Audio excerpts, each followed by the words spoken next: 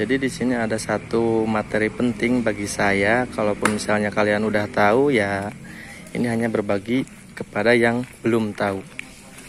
Jadi untuk perawatan dan pemasangan cover body KTM 65 khususnya yang ada dua pembahasan, diantaranya pemasangan cover body belakang dan frame bagian belakang itu ternyata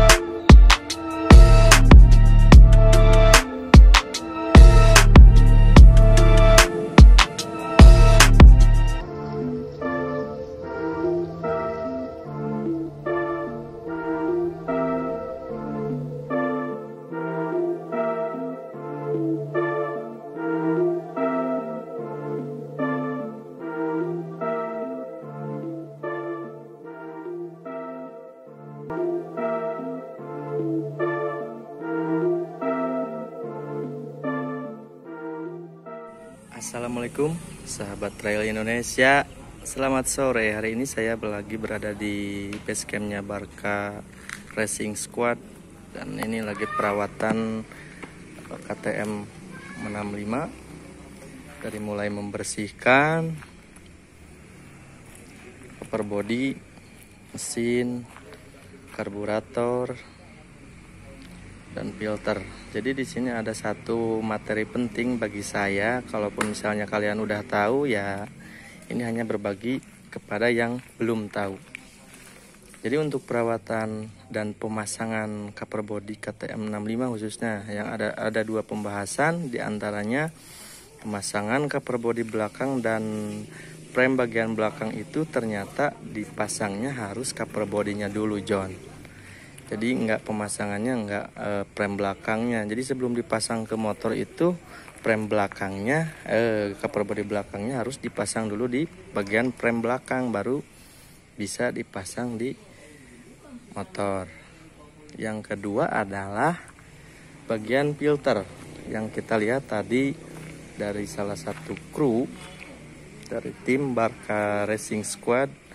Pemasangan filter yang nggak biasa gue lihat adalah ternyata di filternya itu dikasih pelumas oli.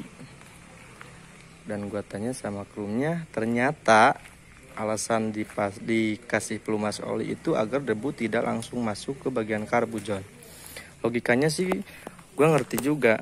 Kalaupun memang misalkan karburator dengan pemasangan box filter atau busa filter itu intinya kan untuk menyaring kotoran atau debu.